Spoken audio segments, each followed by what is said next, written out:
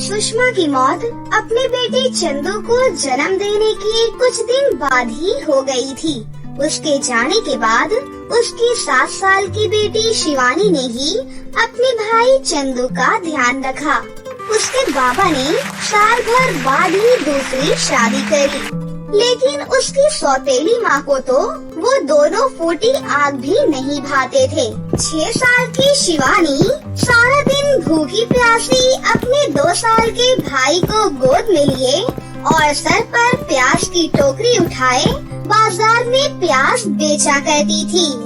फिर शाम को जब वो घर आती तो सारे पैसे उसकी सौतेली माँ उससे छीन लेती थी। ऐसे ही एक रोज, अरे इसमें तो 10 रुपए कम है, बाकी के पैसे कहाँ हैं?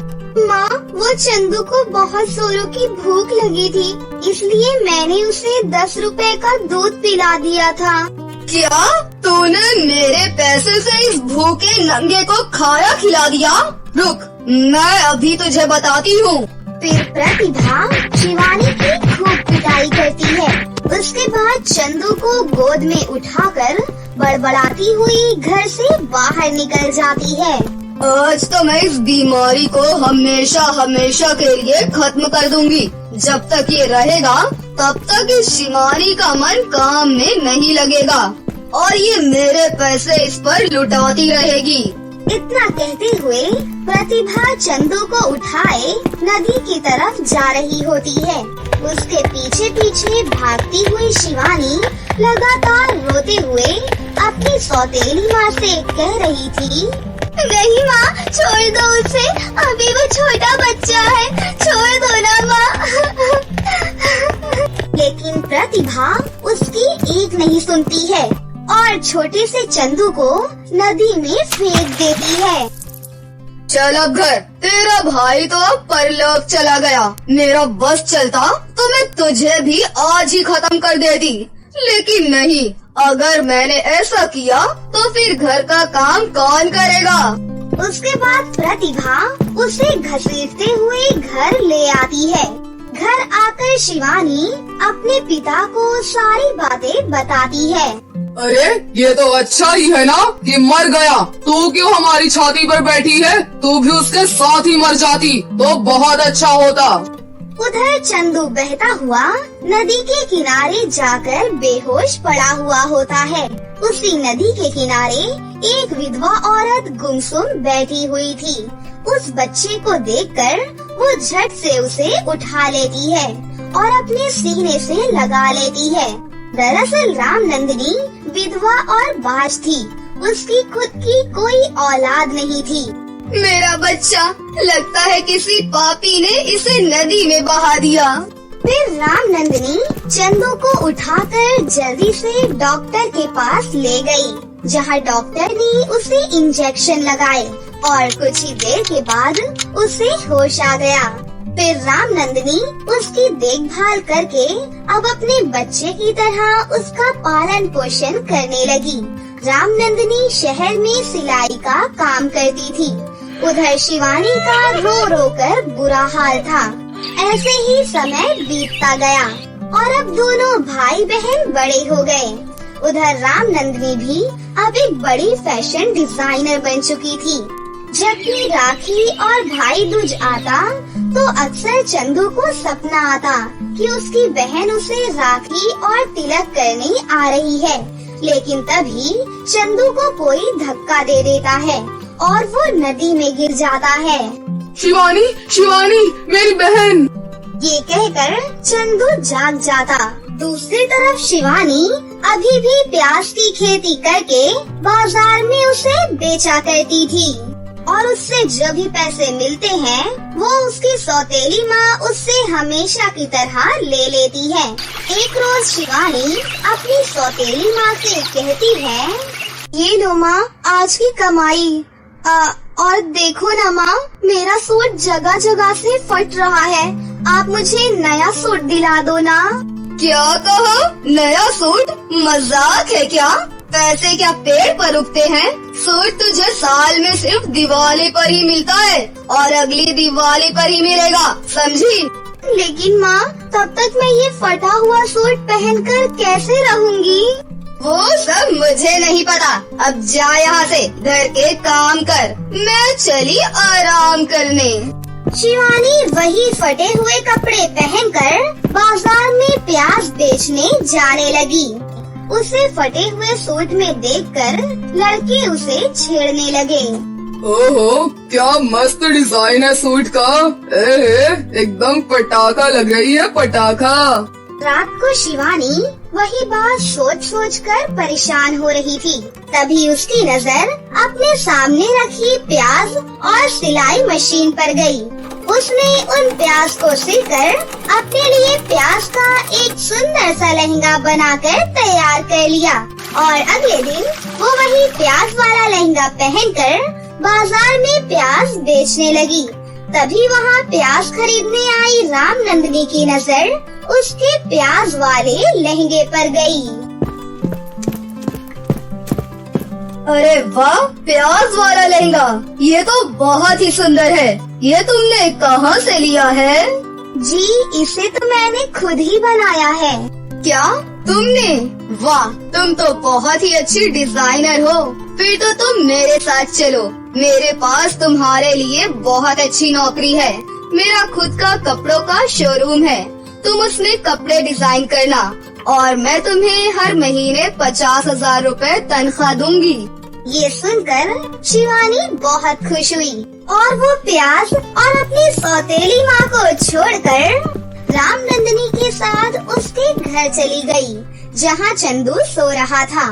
लेकिन अचानक से वो शिवानी दीदी कहते हुए जोर से चिल्लाकर जाग गया। मेरे बेटे, तूने फिर वही सपना देखा क्या? हाँ माँ। कैसा सपना? फिर उन्होंने शिवानी को उस सपने के बारे में बताया। क्या नदी? चंदू, तू कहीं अपनी बहन शिवानी का भाई तो नहीं है? शिवानी, चंदू, हाँ, यही नाम तो मैं रोज सपने में सुनता हूँ। फिर शिवानी उसके हाथ में वो निशान देखती है, जैसा निशान खुद उसके हाथ में भी था। तू तो मेरा भाई चंदू है, जिसे बचपन में हमारी सौतेली माँ ने नदी में फेंक दिया था। हाँ, ये मुझे नदी के किनारे पर बेहोश पड़ा हुआ मिला था। फिर शिवानी ने उन्हें सारी बात बताई। अब उसे अपना भाई मिल गया। फिर रामनंदिनी ने दोनों भाई बहन को अपना लिया और वो दोनों भी उसे अपनी माँ की तरह प्यार करने लगे। फिर उन दोनों ने मिलकर अपनी सौतेली माँ और पिता को जेल में डलवा दिया। शिवानी के बुरे दिन भी अब खत्म हो गए और अब वो खुशी खुशी अपने भाई और माँ रामनंदिनी के साथ रहने लगी। सालों पुरानी बात है। परीलोक में रानी परी की 3 बेटियां रहा करती थीं। रानी परी को अपनी तीनों बेटियों की सुरक्षा की बहुत चिंता होती थी। इसीलिए एक दिन वो अपने मन में सोचती है, मुझे अपनी बेटियों की सुरक्षा की बहुत चिंता होती है। मैं इन तीनों को बाहर जाने से कितना मना करती हूँ, लेकिन ये तीनों मेरी एक नहीं सुनती। एक काम करती हूँ, पृथ्वी लोक में मेरी एक जादूगरनी सहेली रहती है। मैं उससे कहकर अपनी तीनों बेटियों के लिए जादुई सूट बनवा लेती हूँ। इतना कहकर रानी परी पृथ्वी लोक पर जाती है और अपनी जादूगरनी सहेली के पास जाकर कहती है, कलावती, तुम्हें तो पता ही है कि मैं अपनी तीनों बेटियों के लिए कितनी चिंता में रहती हूँ। आखिर उन्हें मेरे बाद रानी बनना है। मैं चाहती हूँ कि तुम मेरी तीनों बेटियों के लिए जादुई सूट बनाओ। हाँ, क्यों नहीं। मैं ऐसा जादुई सूट बनाऊंगी जिसके बाद तुम्हारी तीनों बेटियाँ सुरक्षित रहेंगी। और हाँ, मैं उस जादुई सूट में ऐसा जादू डालूंगी जिससे उनको किसी भी चीज की जरूरत हो, वो चीज उन तीनों के सामने आ जाए। हाँ, ये तुम सही कह रही हो, क्योंकि मुझे अक्सर काम के सिलसिले में आसपास के परिदेश में जाना पड़ता है। मैं जब तक दूसरे परिदेश में काम के सिलसिले में बाहर रहूंगी, तब तक मेरी बेटियाँ अपनी सारी जरूरत की चीजों को जादुई सूट से ले लेंगी। उसके बाद रानी परी की जादूगरनी सहेली सूट बनाने के लिए चली जाती है और कुछ ही घंटों के बाद वो तीनों जादुई सूट बना देती है। ये देखकर रानी परी बहुत खुश होती है। फिर रानी परी तीनों जादुई सूट लेकर वापस अपने परी देश लौटने लगती है। लेकिन तभी रास्ते में बहुत जोर की आंधी तूफान आने लगती है, जिस वजह से तीनों जादुई सूट तेज आंधी की वजह से रानी परी के हाथ से गिर जाती हैं। उसके बाद रानी परी तीनों जादुई सूट ढूंढने की बहुत कोशिश करती है, लेकिन उसे जादुई सूट कहीं पर भी नजर नहीं आते। अरे ये क्या हुआ? अचानक से तीनों जादुई सूट हवा में कहाँ जाकर गिर गए? लगता है अब मुझे जादुई सूट नहीं मिलेंगे, इसीलिए मैं अपने परी देश वापस लौट जाती हूँ। इतना बोलकर रानी परी अपने परी देश वापस लौट जाती है। वहीं दूसरी तरफ माया, अनाया और शनाया नाम की तीन बहनें पेड़ से फल तोड़ रही होती हैं। तभी अचानक अनाया को पेड़ पर रानी परी के जादुई 3 सूट मिल जाते हैं। अरे ये देखो माया और शनाया, मुझे पेड़ पर कितने प्यारे सूट मिले हैं। सच में अनाया, ये तीनों सूट तो बहुत ही खूबसूरत है। इतने सुंदर सूट आज से पहले मैंने कहीं भी नहीं देखे। लगता है ये तीनों सूट बहुत ही कीमती हैं। अरे लेकिन ये तीनों सूट इस पर कैसे आए? ये तो नहीं पता, लेकिन ये तीनों सूट हमें मिले हैं, इसीलिए ये अब से हमारे हुए। लेकिन अनाया, हमें एक बार किसी से पूछ लेना चाहिए। अरे यार, तुम दोनों पागल हो गई हो क्या? तुम्हें आसपास कोई नजर आ रहा है क्या? ये तीनों सूट हमें मिले हैं, इसीलिए ये हमारे हुए। इसके बाद माया, अनाया और शनाया तीनों सूट लेकर अपने घर पर चली जाती हैं और तीनों उसे पहन लेती हैं। तीनों बहनें जादुई सूट पहनकर बहुत खुश थीं। अरे वाह बहनों, हम तीनों कितनी सुंदर लग रही हैं। तभी अचानक एक चमत्कार होता है और तीनों बहनें परी के रूप में बदल जाती हैं। यहाँ तक कि उनकी टूटी फूटी झोपड़ी भी एक सुंदर से घर में बदल जाती है। और तो और उन तीनों के हाथ में जादुई छड़ी भी आ जाती है। ये सब देखकर उन तीनों बहनों की खुशी का कोई ठिकाना ही नहीं रहता। अरे ये क्या हुआ? हम तीनों तो परी बन गई हैं। लगता है ये जादुई सूट है।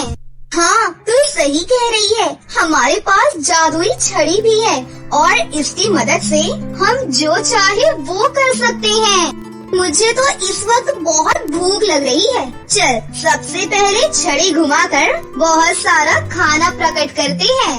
उसके बाद तीनों बहनें अपनी जादुई छड़ी घुमाती हैं और वहाँ बहुत सारा खाना प्रकट कर लेती हैं और उसके बाद तीनों बहनें मिल बांटकर एक साथ खाना खाती हैं। आज पहली बार हम तीनों बहनों को एक साथ इतना स्वादिष्ट खाना खाने को मिला है। हाँ, ये खाना तो बहुत ही स्वादिष्ट है। मुझे लगता है हमें अपनी शक्तियों का इस्तेमाल दूसरों की मदद के लिए करना चाहिए। हाँ, तू बिल्कुल सही कह रही है। हम भी तो पहले बहुत गरीब थे, इसलिए हम अच्छे से जानते हैं कि लोगों को कितनी परेशानी उठानी पड़ती है। कल से हम तीनों गरीब लोगों की भी मदद करेंगे। अगली सुबह जैसे ही माया, अनाया और शनाया बाहर निकलती हैं, तो उन्हें परी के रूप में देखकर गांव की सभी लड़कियां हैरान रह जाती हैं। अरे बाप रे, तुम तीनों अचानक से परी कैसे बन गई? हम तीनों ने ये जादुई सूट पहन रखे हैं। ये हमें जंगल में एक पेड़ पर मिले थे। ये तीनों जादुई सूट हैं और इन्हीं की वजह से हम तीनों परी बनी हैं। बताओ, तुम सबको क्या चाहिए? हम तुम्हारी इच्छा की सारी चीज प्रकट कर सकते हैं। ये सुनकर वहाँ खड़ी सारी लड़कियाँ बहुत खुश हो जाती हैं। मेरे पास पहनने के लिए अच्छे कपड़े नहीं है और ना ही एक भी चप्पल है। मैं हर रोज कॉलेज फटे कपड़ों और बिना चप्पल के ही जाती हूँ। इसी वजह से कॉलेज की सभी लड़कियाँ मेरा बहुत मजाक उड़ाती हैं। क्या तुम मुझे अच्छे कपड़े और चप्पल दे सकती हो? हाँ हाँ, क्यों नहीं, इसमें कौन सी बड़ी बात है। मैं अभी तुम्हारे लिए सुंदर से कपड़े और चप्पल क्यों, सैंडल प्रकट कर देती हूँ। उसके बाद शनाया अपनी जादुई छड़ी घुमाती है और मीरा के लिए अच्छे कपड़े और अच्छी सी सैंडल्स प्रकट कर देती है। ये सब देखकर वहाँ पर खड़ी बाकी सभी लड़कियाँ भी कपड़े प्रकट करने के लिए कहती हैं। फिर तीनों बहनें मिलकर सभी के लिए ढेर सारे कपड़े प्रकट कर देती हैं। तुम्हारे पास तो कपड़े हो गए हैं और अब मैं तुम्हें कुछ पैसे दे देती हूँ, जिससे तुम सब अपनी कोई न कोई दुकान खोल लेना, जिससे तुम्हारा गुजारा अच्छे से चलेगा। इसके बाद अनाया अपनी जादुई छड़ी घुमाकर वहाँ पर बहुत सारे पैसे प्रकट कर देती है और वहाँ खड़ी लड़कियों में वो पैसे बांट देती है। सभी लड़कियाँ कपड़े और पैसे पाकर बहुत खुश थी और तीनों बहनों को शुक्रिया अदा करके वो लड़कियाँ वहाँ से चली जाती हैं। उस दिन के बाद से माया, अनाया और शनाया हर रोज इसी तरह गरीब और लाचार लोगों की मदद किया करती थी। धीरे धीरे माया, अनाया और शनाया आसपास के गांव में भी मशहूर हो जाती हैं। लेकिन एक दिन एक दुष्ट जादूगर माया, अनाया और शनाया के पास आता है और उनसे कहता है, सुनो, तुम तीनों के पास जो जादुई सूट है वो मेरे ही सूट हैं। मैं जंगल से अपनी गुफा की तरफ जा रहा था, तभी आंधी तूफान आने की वजह से ये तीनों सूट मेरे हाथ से निकलकर पेड़ पर जाकर लटक गए। चलो अब तुम तीनों मेरे सूट मुझे वापस कर दो। तभी अनाया अपनी दोनों बहनों से धीरी आवाज में बोलती है, लगता है सच में ये तीनों जादुई सूट इसी जादूगर के हैं, क्योंकि हमें भी तो ये पेड़ से ही मिले थे। क्या पता इसी के हों? हाँ अनाया, सच में एक काम करते हैं, हम इसकी जादुई सूट इसको वापस कर देते हैं। माया, अनाया और शनाया सीधी साधी लड़कियाँ थी, इसीलिए आसानी से वो जादुई सूट उस जादूगर को दे देती है। जादूगर अपनी गुफा में जाकर जादुई सूट से कहता है, ए जादुई सूट, मुझे बहुत सारे सोने के सिक्के दे। जादूगर के इतना कहते ही जादुई सूट से बिजली के झटके आने लगते हैं और उस दुष्ट जादूगर को बिजली के जोर जोर से झटके लगने लगते हैं। अरे हाय, कोई तो बचाओ मुझे, मैंने गलती कर दी उन तीनों बहनों से ये जादुई सूट लेकर। तभी तीनों जादुई सूट से जोर जोर से हंसने की आवाज आती है। तभी उनमें से एक जादुई सूट कहता है, सुन जादूगर, हम तीनों सिर्फ अच्छे लोगों के पास ही रहते हैं और अच्छे लोगों की ही बातें मानते हैं। तू तो झूठा और धोखेबाज दोनों है, इसलिए हम तीनों ने तुझे बिजली के झटके देकर सजा दी है। अब कभी दोबारा इस तरह की गलती करने की कोशिश भी मत करना। उसके बाद तीनों जादुई सूट हवा में उड़ते हुए फिर से उन तीनों बहनों के पास पहुंच जाते हैं। जादुई सूट को फिर से पाकर तीनों बहनें बहुत खुश हो जाती हैं। इस तरह फिर से सब कुछ ठीक हो जाता है और तीनों बहनें अपने जादुई सूट के साथ हंसी खुशी से अपनी जिंदगी जीने लगती हैं। बहुत साल पहले की बात है। रायगढ़ नाम के एक गांव में चमेली नाम की एक औरत अनाथ आश्रम चलाया करती थी। वो अपने यहाँ रहने वाली सभी लड़कियों को जानवरों से भी बदतर हालत में रखती थी। उन्हीं लड़कियों में 5 बहनें भी थीं। उनके माता पिता उन्हें बचपन में ही छोड़कर चले गए थे, इसलिए तब से ही वो 5 बहनें उसी अनाथ आश्रम में रहती थीं। अनाथ आश्रम की मालकिन चमेली उन सभी लोगों से आश्रम में सारे काम करवाती थी और साथ ही साथ उन्हें बाहर ले जाकर उनसे मजदूरी भी करवाती थी। इतना सब कुछ करवाने के बाद भी वो उन्हें खाने के लिए भरपेट खाना भी नहीं देती थी और अगर उनसे कोई गलती हो जाती तो चमेली उन्हें बहुत मारती थी। फिर ऐसे ही एक दिन चमेली उन 5 बहनों को कंगना नाम की एक औरत के खेत में ले जाती है।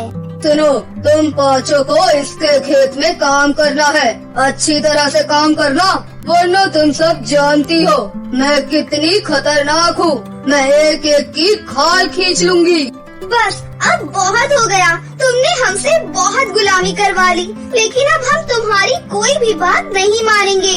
हमें जाने दो, हम यहाँ पर नहीं रहना चाहते हैं। इतना सुनते ही चमेली प्रिया को एक जोरदार थप्पड़ मारती है। क्या कहा तूने? तेरे अंदर इतनी हिम्मत आ गई है कि तू मुझसे जुबान लड़ाएगी?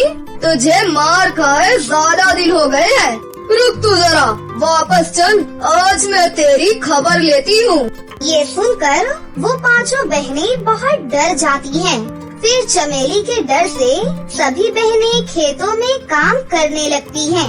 उन दिनों चिलचिलाती गर्मी का मौसम चल रहा था। तपती धूप में काम करने की वजह से 5 बहनों को बहुत प्यास लगती है।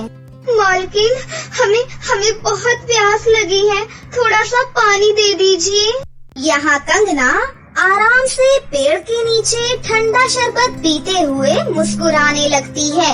मैंने तुम सबके बदले चमेली को ढेर सारे पैसे दिए हैं। जब तक मेरा काम खत्म नहीं होता तब तक तुम लोगों को पानी भी नहीं मिलेगा। चलो अब चुपचाप काम करो। ये सुनकर बेचारी 5 बहनें बहुत उदास हो जाती हैं और फिर से खेत में काम करना शुरू कर देती हैं। वो काफी देर तक काम करती रहती हैं और आखिरकार शाम तक कड़ी मेहनत करने के बाद उनका काम खत्म हो जाता है और उन्हें छुट्टी मिलती है। उसके बाद वो 5 बहनें वापस से अनाथ आश्रम चली जाती हैं।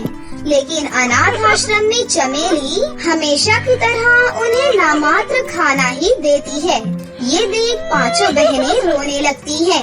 अगले दिन चमेली फिर से 5 बहनों को खेत में काम करवाने के लिए ले जाती है। आज तो गर्मी बहुत ज्यादा पड़ रही है, प्यास के मारे मेरा गला सूख गया है। मैं और काम नहीं कर पाऊंगी, मेरा सर चकरा रहा है। फिर तेज गर्मी की वजह से एक एक कर सभी लड़कियां बेहोश होने लगती हैं। ये देख कंगना को बहुत गुस्सा आता है और वो पैर पटकने लगती है। उसके बाद वो डंडे से 5 बहनों को मार मार कर उठाने की कोशिश करने लगती है। लेकिन तभी खेत से गुजर रहा एक सांप ये सब कुछ देख लेता है।